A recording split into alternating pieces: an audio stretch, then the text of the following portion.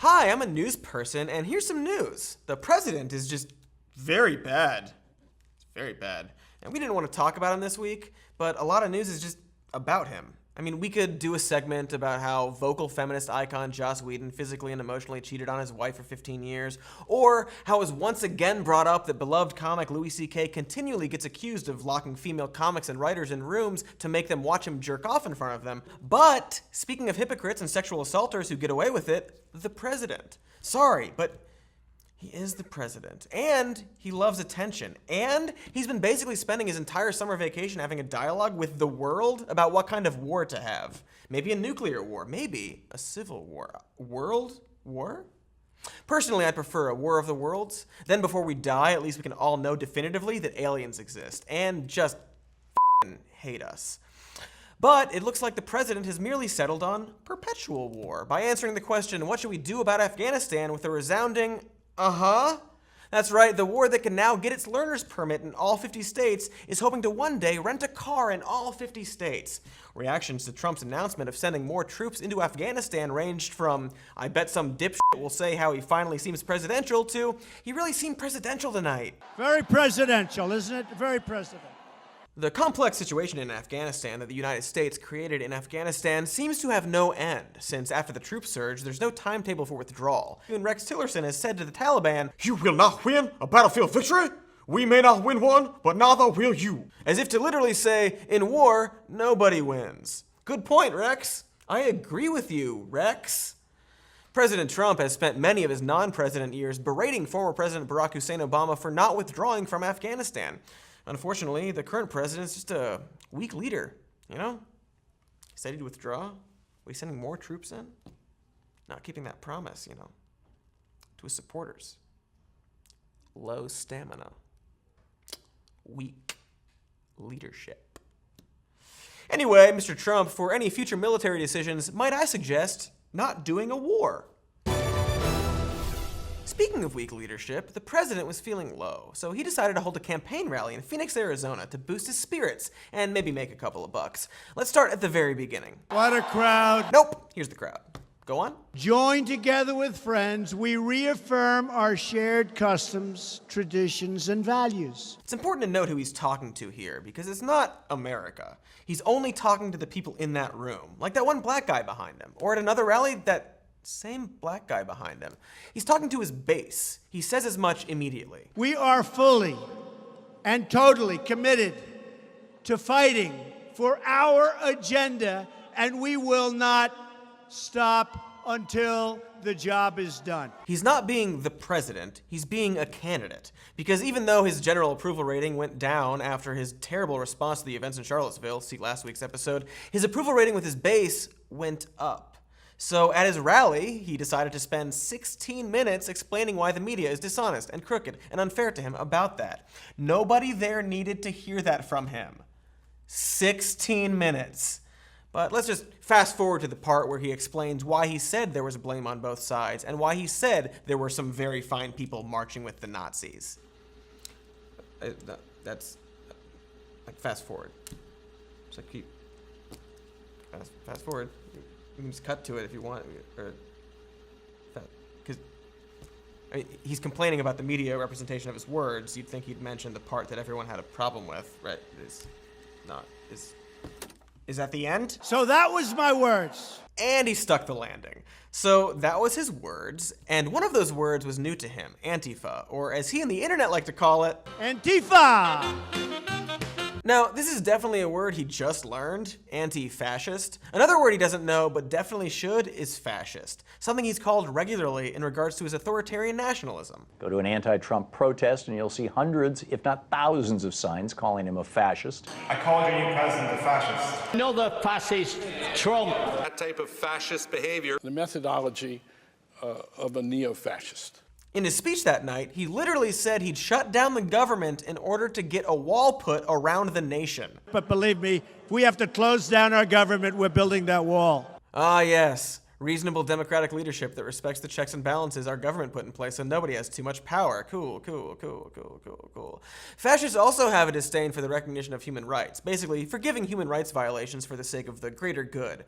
This could range from thinking torture is fine, to advocating taking out terrorists' families in order to get to terrorists, or praising human rights violators like Vladimir Putin, Rodrigo Duterte, and even Joe Arpaio. Do the people in this room like Sheriff Joe? No! I mean, they probably do, but they shouldn't, because the president's going to pardon the former Arizona sheriff despite his resisting a court order, failure to investigate sex crimes, and unconstitutional jailing practices of suspected immigrants, which is, yay, another element of fascism, using enemies and scapegoats to unify people. These enemies could be immigrants, ethnic minorities, religious minorities, liberals, conservatives, communists, criminals, socialists, terrorists, the media, or, in the case of our president, The Republicans, Democrats, illegal immigration, communism, socialism, anarchists, terrorists, thugs, Islamic terrorists, the media. These are animals.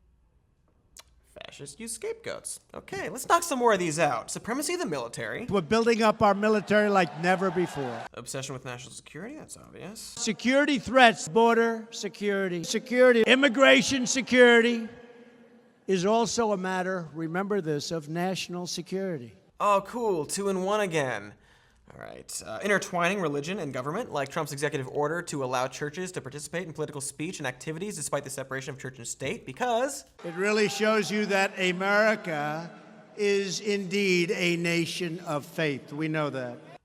the protection of corporate power, cool, like how an alarming number of his cabinet members are former Goldman Sachs executives or oil tycoons, and how his infrastructure plan is ostensibly to privatize it and create a beautiful system of tolls for people to use, and how he's getting rid of, America's crushing business tax. or how he campaigned on running the country like a business, which is a stupid idea, since businesses are in service of profit and government is in service of people. And since Trump's idea of running something like a business is being a CEO of a family company where your board members are your kids, which is why he's so upset when the checks and balances of our government stop him from doing whatever he wants, like a dictator. Oh, this one's fun. A disdain for intellectuals and the arts is common in fascist regimes. Sure, we could rattle off examples of Trump denying science, actively putting policy in place that hurts scientific endeavors, how his proposed budget slashes the National Endowment of the Arts, and how he always rails against Hollywood elites and every kind of art that isn't of the deal, but instead, let's just listen to him. I always hear about the elite. You know, the elite, they're elite. I went to better schools than they did. I was a better student than they were. I live in a bigger, more beautiful apartment, and I live in the White House too, which is really great.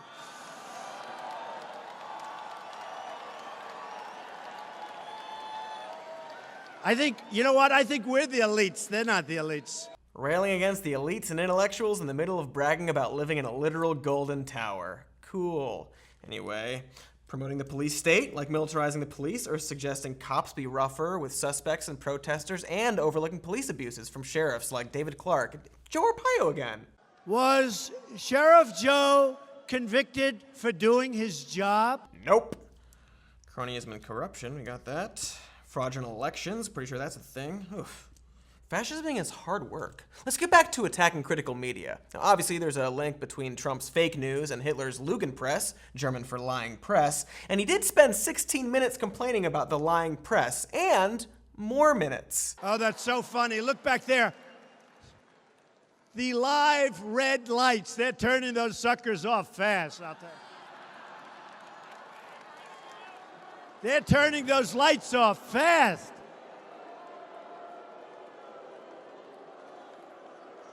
Like CNN. CNN does not want its falling viewership to watch what I'm saying tonight, I can tell. 16 minutes.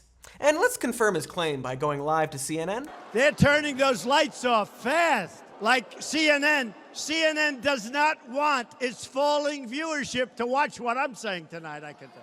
Sure, you can tell me. He does this a lot because fascists discredit all critical media and establish state-controlled media, like the pro-Trump Sinclair group that runs propaganda and owns local news across the country, or how he paused for a couple of minutes to plug state media Fox News, which is very fair to him, meaning they suck his dick, something he wishes he could just do himself, but Steve Bannon left too early to teach him how.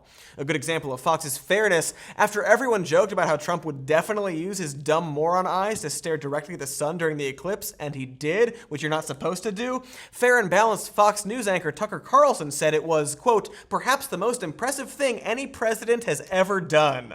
He looked directly at the sun without any glasses. Perhaps the most impressive thing any president's ever done. And Kim Jong-un can totally dunk on anybody. Right on, Tucker. So this isn't to say that the democratically elected president who got the least votes and is already throwing rallies for himself and working on policies to suppress even more voters in the coming years is literally going to implement a fascist regime from which we can't escape. That's hysteria. It's hysterical. But he doesn't have to have a literal genocide plan to be a fascist. It can be as simple as demonizing and dehumanizing immigrants, or throwing non-white, non-English speakers in jail for being suspected immigrants and treating them poorly, like, oh, fun, Joe Arpaio again. Do the people in this room like Sheriff Joe? I said no. But all alarmism and 10th grade political science aside, Trump said this alarming thing at his rally. The only time they show the crowds is when there's a disruptor or an anarchist in the room. I call them anarchists, because believe me, we have plenty of anarchists. They don't want to talk about the anarchists. To be clear, that's the president equating anyone who disrupts his rallies, aka protesters, with anarchists. I call them anarchists. Don't lump everyone who disagrees with you into anarchists. He wants his supporters and people to think they are, though, and that he alone can protect them from them. But see this room? You're safe in this room. You're very safe in this room. He's laying the groundwork for a narrative that protesting in any way is bad and dangerous. So when there are people protesting him, if a couple of dicks throw some rocks, the entire crowd gets gassed by the militarized police, chaos ensues, and the president can continue talking about how violent the left is and the police can crack down on them, which literally happened that same night outside, and it's not a coincidence. And it would be great if the media would actually call this stuff out. Stop calling him a narcissist, a liar, unhinged, a strongman. He's not civil. Call him a fascist, because successful at it or not, that's what he is. And the one thing all fascist regimes need to really take hold is a charismatic leader who's good at lying and keeping people's attention. Though, if we really look at the Phoenix rally, he might be losing both his mind and the crowd. What a crowd. I cheered myself up. We might be good. All right. Well, thanks for watching. Next week won't be about Trump, I promise, and I reserve the right to utterly break that promise.